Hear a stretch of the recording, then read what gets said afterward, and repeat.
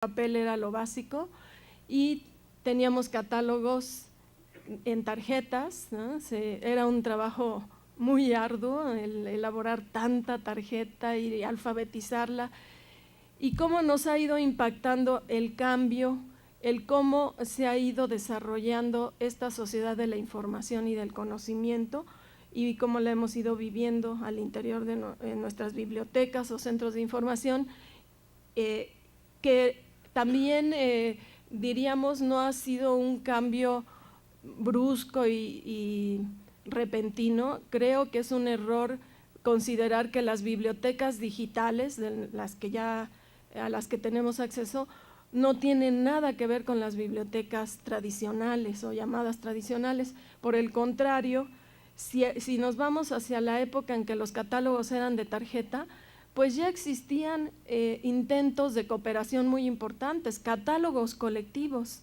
en los que se remitía al lector a un libro que no necesariamente estaba físicamente en la biblioteca donde él se encontraba buscando, sino en otras bibliotecas con las que había cooperación y se podía localizar el dato. Toda esta estructura bibliotecológica ha sido utilizada para el desarrollo de bibliotecas digitales. Sin embargo, sí podemos decir, pasamos a la siguiente, que actualmente la información es considerada no solo como un recurso, también como un servicio y una fuente de valor agregado. Ya en los años 70 y 80, cuando se empiezan a utilizar los índices de resúmenes de una manera mucho más amplia, al menos en México, aunque sabemos que, por ejemplo, el Chemical Abstracts, este famoso índice, el más importante en el área química, este año cumple 100 años de publicación.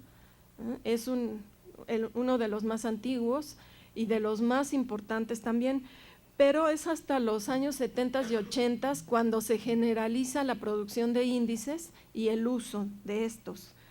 Y empiezan a aparecer los discos compactos, de manera que esta información que antes se localizaba con un gran esfuerzo para ir a una columna de autores y después nos remitía a una columna de título o la palabra clave en estos índices Quick en los que indizaban la palabra clave del artículo para después remitirnos a la referencia completa y localizar en ella la revista en la que aparecía el artículo de interés. Pues todo esto se agiliza cuando empezamos a utilizar los discos compactos. Las bibliotecas ahí y las unidades de información nos vemos en una situación de gran entusiasmo y de gran capacidad para hacer que nuestros lectores o para proporcionar a los lectores un recurso mucho más ágil, mucho más rápido. El poder hacer búsquedas simultáneas, por ejemplo, entre autores, fechas, títulos, fue fabuloso. Ahorró un tiempo importantísimo al investigador, al profesor, al estudiante. Posteriormente, pasamos a la siguiente, se habla, todo este cambio en el uso de recursos hace que a nivel internacional se pierda un poco el interés en la biblioteca y se hable de centros de información. Se pone de moda el término, aunque el procedimiento para el acceso a la información seguía siendo muy semejante, solamente que la idea que se tenía es que ya la biblioteca ofrecía exclusivamente datos de lo que contenían sus acervos, mientras que los centros de información nos llevaban a buscar y a localizar y obtener datos que existían prácticamente en cualquier parte del mundo. Cuando estábamos en esta dinámica, viene esta conjunción entre los avances de la computación, el uso de la computadora personal, las redes de telecomunicaciones, y empezamos a plantearnos como una manera diferente de comunicar la información, de distribuirla y de tener acceso a ella. Así llegamos pues a esta sociedad del conocimiento, la que sigue, en la que se trata de considerar, o se considera más bien dicho, que este avance científico y este proceso de la globalización han propiciado los cambios más significativos en las instituciones y organizaciones, y es así como en las bibliotecas mismas también empieza la generación de nuevos productos. Todos recordaremos que en los últimos años del siglo XX, por ejemplo, CONACYT promueve muchísimo la creación de bases de datos nacionales. Surgen, por ejemplo, la del Banco de México, algunas bases de datos especializadas en diversas temáticas, y ya no nos quedamos al nivel de dar acceso a la información que tenemos en nuestros recintos bibliotecarios o fuera de ellos en otros recintos, sino producir. ¿Cómo producir? Pues organizando datos, relacionándolos, estableciendo conexiones, creando nuevos productos. La que sigue, por favor. Los individuos y los grupos construyen su propia capacidad de acción y su posición en la sociedad a través de un proceso de adquisición y desarrollo del conocimiento y de la consolidación entonces de su capacidad para generar a su vez nuevo conocimiento. Es así como entendemos nuestra relación como manejadores de datos y de información en esta dinámica. La que sigue, por favor. Y desde luego entendemos que hay una estrecha relación con los procesos educativos, con la educación y el papel que juega en la sociedad del conocimiento. No podemos entender actualmente que los esfuerzos de una instancia puedan desarrollarse ajenos a los de otras. Si la educación no cumple con estas expectativas de que el estudiante, como ya decía el licenciado Thierry, esté más en la dinámica de aprender a aprender, si las bibliotecas no tienen terminales, acceso, computadoras suficientes para que el estudiante localice rápidamente los datos que le van a permitir llegar a ese conocimiento y generar ese conocimiento que su sistema educativo le está exigiendo, bueno, no vamos a poder insertarnos en esta dinámica. No hay manera ya de que los desarrollos sean parciales.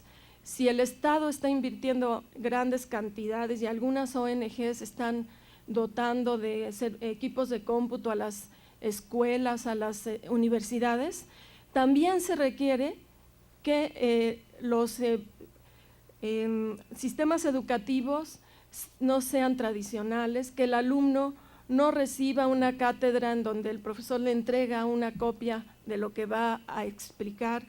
Tienen que ser mucho más dinámicos. Ya la Academia Mexicana de Ciencia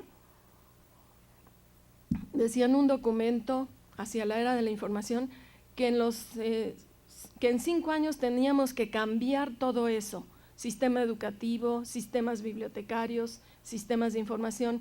Eso se escribió en el año 99 y pues desafortunadamente vemos que no hemos podido evolucionar al ritmo que se planteaba. No es fácil, hay muchos obstáculos, pero los avances sí existen, no podemos tampoco ser pesimistas. Uno de los problemas que tenemos la que sigue, por favor, uno de los problemas que tenemos en nuestra área es justamente el exceso de información. Hemos vivido una acelerada generación de conocimiento, se producen mucho más libros, mucho más revistas, mucho más informes, reportes, etcétera, y nos cuesta ya trabajo seleccionar y escoger lo mejor de esa gran cantidad de datos que tenemos a la mano. Entonces, aquí viene una tarea que creemos que es importante y que nos acerca a los especialistas en manejo de información con el investigador, con el profesor, con el estudiantado. La que sigue, un ejemplo está en las revistas electrónicas con arbitraje. Desde que surge la revista electrónica se facilita muchísimo el acceso al conocimiento científico. Sin embargo, estas revistas que, como vemos, evolucionaron rápidamente, porque en 91 apenas había 120 títulos aproximadamente, y después en 93 250 y en 2005 ya 24,000, que es lo que consideran algunos especialistas. Bueno, nos plantea el reto de cómo agilizar la gestión de acceso a esa revista electrónica para que las comunidades científicas, educativas, tengan acceso a estos títulos. ¿Por qué decimos a estos? Bueno, porque al ser revistas que tienen arbitraje, son revistas que han probado su calidad. El contenido es de calidad porque ha sido revisado por pares, por especialistas de la misma área, y han certificado que es original y que vale la pena ser publicado. La que sigue, por favor. Ante esta explosión de la información, tenemos que desarrollar estrategias. Hay muchas limitantes, por ejemplo, la propiedad intelectual, el que la apropiación de la información científica y técnica esté controlada en manos de una industria que ha hecho costosísimo el acceso. Uno de los sistemas más costosos es justamente el Citation Index. Muchas universidades mexicanas quisieran tener esa suscripción que permite consultar los datos en este índice y no lo tienen, es costosísimo. Necesitamos que exista conciencia en las autoridades, en quienes distribuyen estos presupuestos, para tener una más equitativa distribución de los recursos, de manera que lleguen a la mayor parte o a todos los interesados en este tipo de información. Por ejemplo, los consorcios que se han ido creando, las redes de bibliotecas, buscan hacer menos costosa la adquisición del Citation Index, del Medline, de Chemical Abstracts, de bases de datos que requieren y que comprándolas o suscribiéndolas individualmente, por separado en cada institución, salen mucho más costosas. La que sigue, por favor. También tenemos que considerar que hay documentos difíciles de localizar y que, sobre todo, existe información de acceso libre, lo que llamamos actualmente el movimiento Open Access, las revistas de acceso abierto, las bases de datos de acceso abierto, que son factibles de utilizarse en cualquier nodo, en cualquier conexión a Internet, sin tener que generar más gasto que el uso mismo de la red. Esto es lo que creo que en este momento interesa a nivel general, porque decir que todas las instituciones de educación superior del país van a contar con acceso al Citation Index no es realista. Pero sí es realista decir, por ejemplo, como vemos en la siguiente, por favor, la que sigue, porque aquí ya tocaré el punto más tarde. Necesitamos evaluar esos recursos electrónicos de acceso libre para seleccionar aquellos que son más benéficos para nuestras áreas de trabajo, garantizando que contienen datos de calidad, datos certeros, porque no todo lo que está en Internet es bueno, hay muchísima basura, no es siempre tan rápido llegar a los mejores recursos. En ocasiones nos encontramos con que la gran cantidad de información que no es adecuada aparece como si lo fuera, y todo esto nos hace perder tiempo realmente, nos hace perder oportunidades de conseguir el dato pertinente, el dato más eficiente para nuestros estudios en el momento en que se requiere. La que sigue.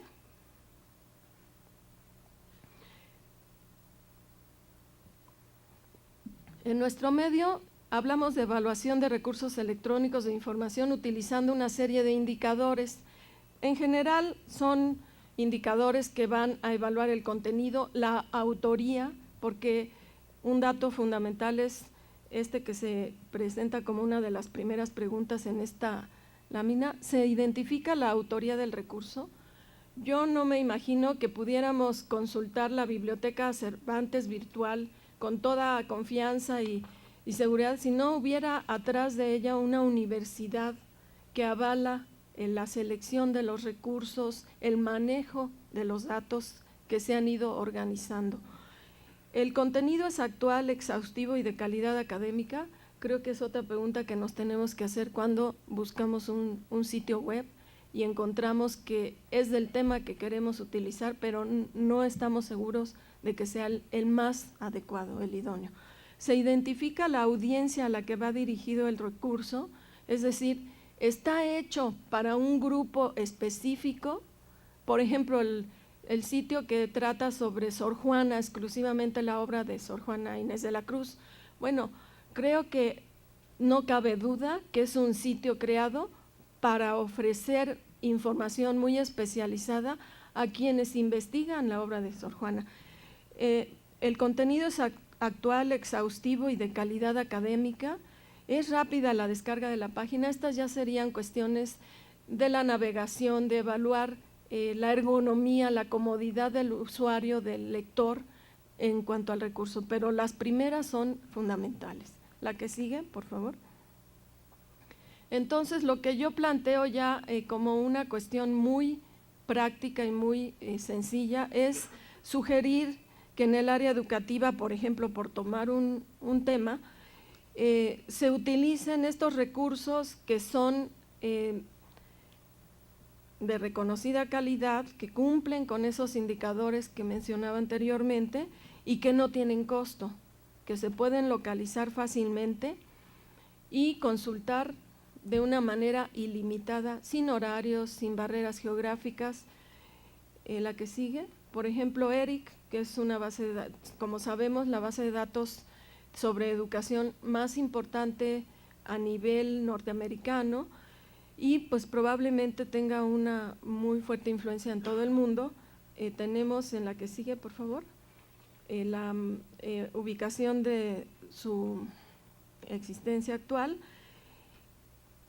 Es una base de datos que tiene referencias. Es cierto que luego hay que buscar el recurso en texto completo, pero cada día tiene más documentos en texto completo. Ya los podemos leer en la red, ya no tenemos que ir a otro lugar a buscarlos. Y cuando no están esos documentos, porque como vemos, el texto completo se empieza a tener disponible en la red desde los años 90, hay cada vez más hacia atrás, pero no todos los editores o no todos los proveedores han ido incorporando información en texto completo hacia años anteriores a los 90. Más bien empezó en 93, 95 y se ha seguido, como las revistas electrónicas, por ejemplo, ¿no? Aquellas revistas que son académicas o de contenidos de investigación están disponibles de los años 90, 95, 97 en adelante, y solo algunos editores han invertido recursos para digitalizar lo que existe en papel en años anteriores. Así también en ERIC encontramos documentos en texto completo, pero recientes. Sin embargo, hay varias instancias en donde el documento se puede conseguir en microficha o en papel y sigue siendo una fuente de información útil y ágil. La que sigue. En México producimos muy poco, pero yo creo que este es el reto para los manejadores de información, tener mejores y más recursos producidos por nosotros, con contenidos adecuados a nuestra realidad nacional. El problema de estas bases de datos, como decía al principio, es que muchos estudiantes no quieren leer en inglés. Claro que ahora pues es obligado, pero aún así hay cierta resistencia, ciertas reservas, y tener información en línea en español es fundamental. Está el banco de datos IRESIE, que tiene referencias, no llega al texto completo aún, sin embargo, reseña artículos de revistas muy cercanas a nosotros, con problemáticas que sí corresponden a nuestra realidad, y hay un lugar, en la que sigue por favor, en el que, bueno, aquí vemos la lista de algunas de las revistas que está incluyendo, perfiles educativos, por ejemplo, la Revista Latinoamericana de Estudios Educativos y otras. Y hay un lugar, les decía, en el que se pueden obtener los documentos en texto completo, de manera que abreviemos tiempo en obtener los datos que necesitamos para la investigación. La que sigue, por favor. Este es el acceso en línea a la base de datos IRESIE, y también está disponible para todo público hasta el momento.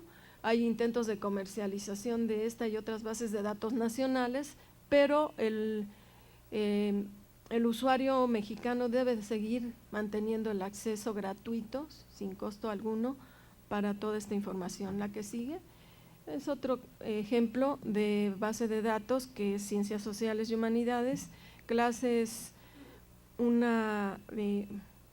catálogo que incluye registros bibliográficos de artículos, ensayos, reseñas de libros y otros documentos publicados en más de 1,300 revistas de América Latina y el Caribe, seleccionadas. Todas estas revistas son seleccionadas de acuerdo también con ciertos criterios de calidad, y se refieren a los títulos de los artículos.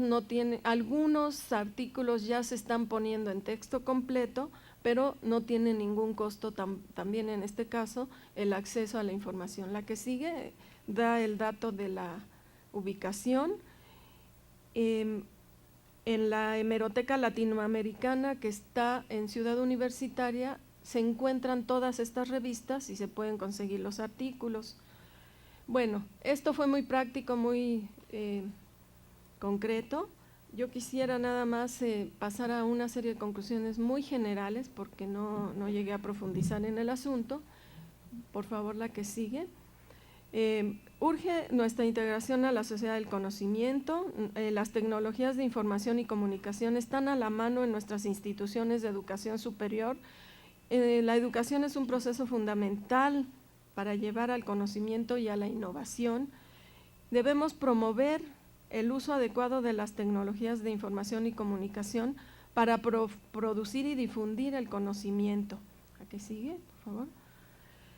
El desarrollo de habilidades para utilizar las tecnologías de información y comunicación promueve la integración de nuestras comunidades académicas a esa sociedad del conocimiento. A mí me encantó escuchar que el licenciado Thierry dice que a él le ayudó muchísimo el asistir a un taller o un curso que impartió Federico Turnbull, y que se refiere a eso justamente, cómo navegar en Internet, cómo localizar información de valor.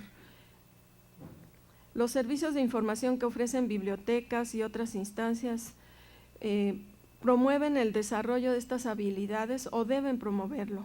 La que sigue. Los profesores e investigadores pueden obtener grandes ventajas con el uso adecuado de las tecnologías de información y comunicación.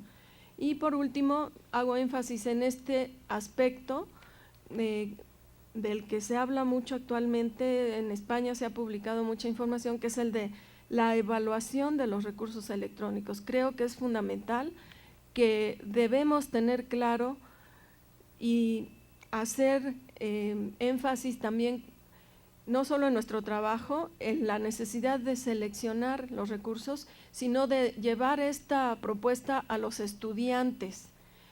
Creo que hay un error muy grande cuando el profesor le dice al alumno: busca en Internet la información sobre el tema. Creo que el profesor debe orientar al estudiante en cómo buscar, o bien incluso sugerir: busca este tipo de recursos en Internet. Bueno, pues estas son las ideas que traigo, y les agradezco muchísimo su atención. En la última diapositiva aparece mi correo.